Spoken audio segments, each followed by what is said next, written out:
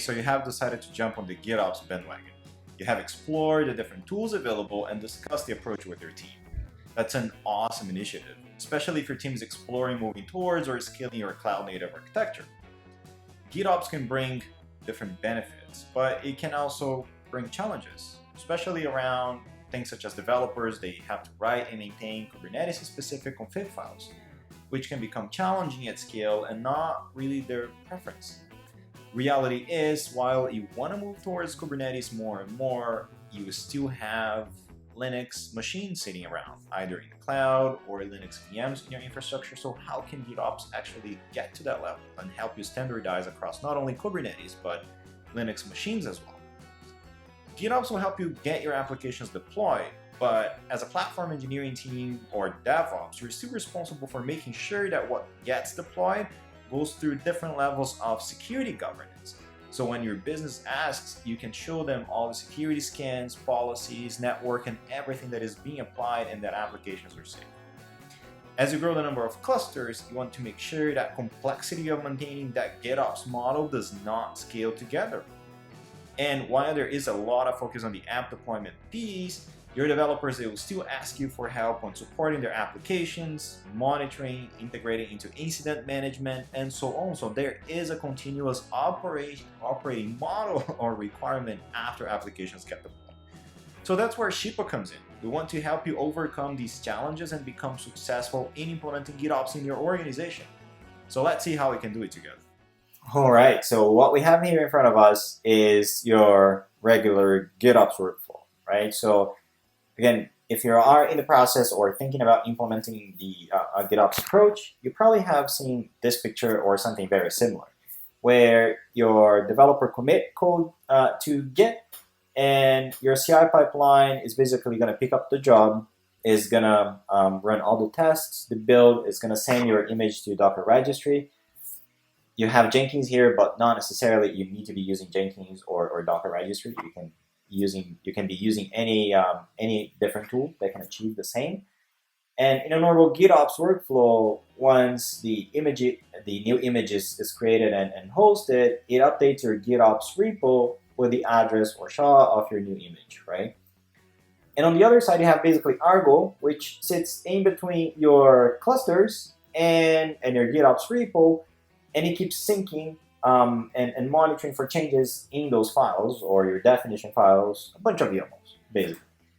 And once there is a change to one of the files, Argo pulls that file or the changes, and it compares to your registry, right? It compares to your GitOps repo, sorry. And if there are differences, Argo basically applies the differences to your cluster and brings your cluster to what everyone calls the desired state, which is what you defined in the definition files or in your bunch of YAMLs. One of the things you can see is that here in this picture, we have Argo connected to a dev cluster, a UAT cluster, and a release cluster. And reality is that as you scale the number of clusters, remember the points that we mentioned, kind of complexity is going to scale together. And this is what you start seeing there. And as you start scaling to several clusters or dozens of clusters or more, this complexity is going to scale together. And we say that this is because Argo and GitOps in general, or what we call here internally at Shipa, Cloud Native Phase 1, is very infrastructure focused rather than application itself. We're going to talk a little bit about it. But the way we solve that and we flip that architecture in a way that we can help you solve the challenges that we mentioned before is, imagine that you have a Kubernetes cluster running, and in that Kubernetes cluster, you have Crossplane, open source project for managing your infrastructure. And we have, in a very simplistic way of saying that, and you have Argo CD installed in the same cluster. You can have both installed in different clusters, but for the sake of simplicity, and even because my PowerPoint skills are not awesome, let's keep them all into a single cluster. In the previous scenario that we mentioned where you would have to configure 5, 10, 30, whatever number of clusters you have to Argo, we flip the architecture in a way that now Argo instead points to the Shipa API. Shipa can be the self-hosted version of Shipa, or it can be Shipa Cloud. So now, instead of having to set up 30 different clusters, and every time you add a new cluster or you move providers and so on, it doesn't matter to Argo because it's going to be pointing, and to Crossplane because it's going to be pointing to Shipa's API. And it facilitates a lot in terms of management and scalability for you in the long run. The second point that we raised was for you to be successful in implementing the GitOps model, your team and your boss and your business, they want to make sure that applications are deployed and they are secured, right? And the delivery model implemented on GitOps is great, but it does not address a lot of the security and governance concerns around applications being deployed. So this is up to you to solve, which again at scale, it's going to bring complexity. You're going to have to write a bunch of legal rules and so on. So how do you get out of this? Because Argo and Crossplane, they are communicating with the Shipa API. Every application deployed by your team actually goes through the Shipa frameworks. I'm going to leave a link here somewhere for more details around Shipa frameworks. But as applications that get deployed, the Shipa framework will automatically enforce the rules that you defined before. Rules around default network policy that should be attached to the apps, security scans, RBAC, resource consumption, container registry control, and others before all that stuff hits your cluster. So later on, you can work with your team and your organization to and your DevSecOps team to show them, hey, here are all the governance and policies that are enforced to our application, and here's the audit history. So awesome, you get a quick win with them, you solve that problem. The other part of the problem that we mentioned is that people focus a lot in the deployment or delivery piece, right? But they often forget that there is an operational aspect post-deployment, and it becomes really hard to close the loop because people get so fixated about Kubernetes infrastructure and the delivery model that when time comes to support your applications, your developers, they don't feel comfortable. They don't understand the relationship between each of the different objects in the cluster for their services, what other services they're communicating with, what are the where they can find the logs for everything, who did what and when, and how do they integrate that with maybe Slack or other incident management tools. It becomes complex for your developers at scale, and reality is this type of complexity comes back to you in the DevOps or platform engineering team, and you want to get away from that. You want to get a quick win with your developers. You want to make sure that you allow them to be to have ownership over their applications, to have their level of comfort on operating their applications post-deployment. And you want to make sure that as a platform engineer or DevOps engineer, you can basically focus on the governance rather than kind of supporting the day-to-day tasks. And because the application deployments happen through the Shipa framework, the developers, they automatically get a developer platform, right? Where they can monitor their applications, they can see dependencies, they can integrate into third-party tools. So you give your developers a good level of independence. You allow them to focus on the application, which increases the developer productivity. So it's an awesome and important win for you as a DevOps engineer or a platform engineer, between you, the business, and your developer. So we help you get over that hurdle as well when implementing the GitOps model. And last but definitely not least is, I mentioned before that GitOps in general, the approach, is very infrastructure focused, right? It's very focused on Kubernetes and object-centric, which a lot of developers, they complain because they don't want to be dealing with Kubernetes manifest services and knowing how to expose their apps and so on and so forth, and having to learn Istio and others, and it's understandable, right? Everyone has their job to do. Learning is always powerful, but having the capability to focus on your job to do is always great. So the other part of that reality is, while you may have the goal of scaling the number of Kubernetes clusters or Kubernetes infrastructure you have in your organization, you're probably never going to be 100% all over on Kubernetes. If you can, that's awesome. But if not, and while you don't get there, there is the complexity of, what do I do with my VMs, right? I'm sure you have VMs sitting around on premises with VMware or Hyper-V, and you have EC2 machines, Google Compute machines, Azure, and so on. So what do you do with that? At scale, if you implement a GitOps model, you're going to have to manage a GitOps model for your microservices that are in Kubernetes. And on the other side, you're going to have to manage the delivery model for your Linux VMs side, right? Again, this is going to bring complexity that you don't want to have to deal with. So to help you get away from that complexity, we detached GitOps as a concept from the infrastructure, from Kubernetes itself, and we refocus it on the application side. Right? So again, your developers, they don't even know if their applications are being deployed to GKE, AKS, or EC2 machines. This is all being controlled by you, where you want these applications to be deployed and what type of rules and governance and policies you want to enforce at deployment time. And because we detach GitOps from that infrastructure focus or Kubernetes focus to the application focus, which we call here internally at Shipa as Cloud Native Phase 2, it allows you to bring a standard or a universal GitOps model or a universal application model across your infrastructure, which in the long run is going to allow you to flip infrastructure or change infrastructure components, ingress controllers, and so on, or clusters or providers as you wish or as your business requires. And you're no longer locked into that type of thing. So now it gives you a huge win with your business, and it keeps you as a DevOps engineer in control of the components that you want underneath. So that's a lot. So let's see how the implementation of this actually looks between Argo, Crossplane, and Shipa, and how we make it easy for you to manage the whole approach, as well as for your developers that are getting their applications deployed. Okay, so as a quick example, and we're going to have more detailed videos later, going through how you install, covering every resource in details. But as a quick explainer, what we have here in front of us is this is Shipa, a Shipa instance, and again, you may be using self-hosted Shipa, or you may be using Shipa Cloud, an account there. I already have Argo installed, and I already have Crossplane installed. Again, I'm going to be covering later how to install both and set everything up.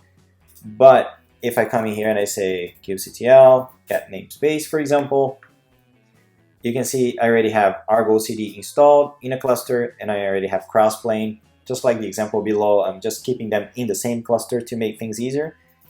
And if I do get pods for Crossplane system, I already have my Shipa provider here installed.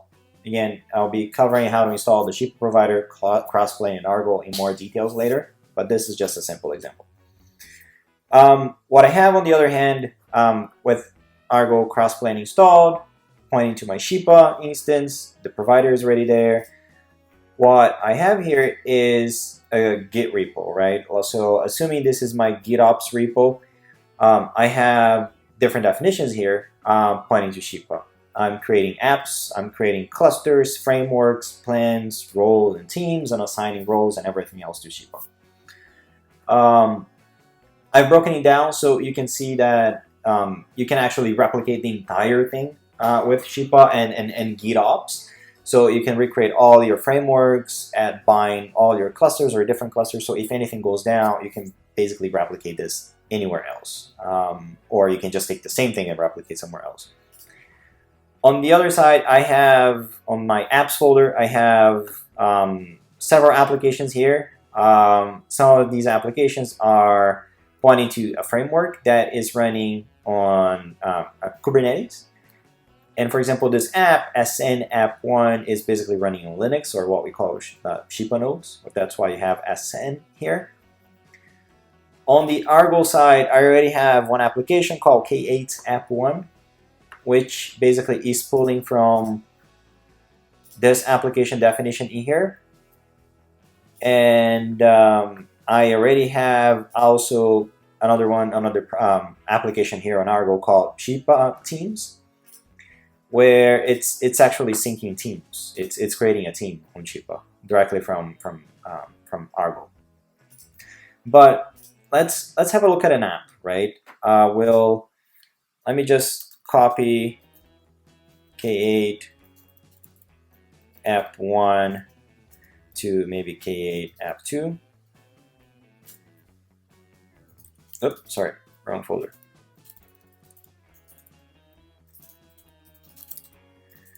Shipa Infra apps. All right. If I go into K8 App 2, I've broken it down into 2 separate files just to make things easier to manage. File 0 is creating the app. I'll just rename it to K8app2. And it's saying that when it creates the app on Shipa, the owner should be Shipa admin team. And it should create using the CP prod framework, which if we go to Shipa and we see clusters, CP prod is actually pointing to a GKE cluster. Great. So when Argo creates the app using Shipa in that cluster, it's gonna assign it to Shipa admin team, which is the team I'm part of, using framework CP prod, and that's the name of the app. On file number 1, I'm just gonna rename here K8app2, and I'm deploying an image which is a potato server. Basically, from a user perspective or a developer perspective, other than these lines here, which we may improve later and remove it, counting on these 2 lines, me as a developer, I don't know if this, and I don't care if it's being deployed on a Kubernetes cluster or a Linux node, right? It's very application centric in this case.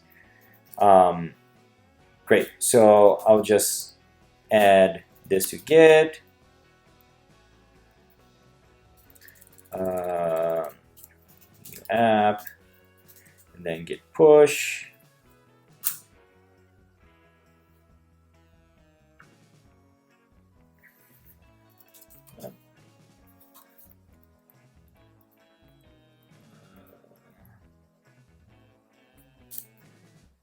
Okay.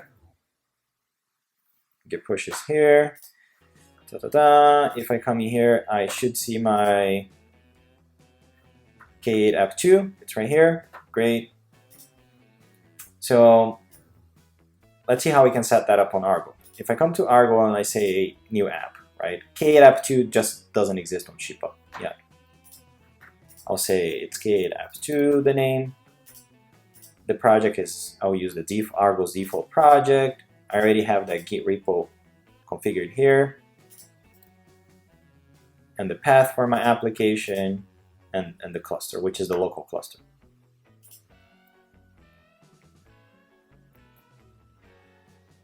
All right, I'll create it here. It's out of sync. And I'll sync in Argo, we'll see that it's going to create the app and deploy the app. If I just choose synchronize, all right, I can see K8app2 has been created here. And if I go to my events list, I can see K8app2 is being deployed. So Argo is basically reading the state from the file, comparing to what you have in the cluster through Shipa and deploying these. You can deploy frameworks, you can deploy, you can manage teams, RBAC. So through the frameworks, you're gonna define things such as, let me see, frameworks via here. You can define, for example, application quota, resource consumption, network policy, and so on. And this is all directly from code, and it's a lot easier using this. And if I go back to app, for example, you can define things such as, let me see if I can find it. K8app1. Oops. K8app1. That's not here.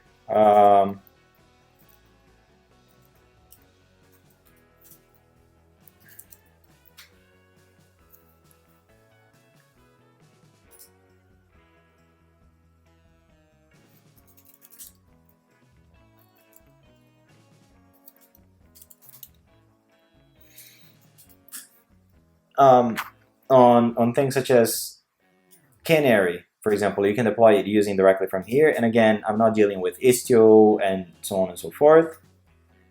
You can address this here directly from here. We're going to have more in-depth videos talking about Argo and how to set up the whole infrastructure and governance and policies and so on. And I can see my app2 is already here and deployed. Your developer, he would be able to access the application directly from here. And he, as mentioned before, he gets the portal, the developer portal, where he can see the information about his application, transactions, monitoring, distribution, everything that happens, security scan, network policies, as well as dependency map, network map, and so on. So you get several wins together by using this model, and you're implementing a GitOps model across the entire organization, and you can quickly get that model to be successful in your organization, which at the end of the day is the goal on helping you achieve that success. So I hope that was helpful. If you have any questions, feel free to ask here or join our Slack channel and let us know how we can help. Thank you.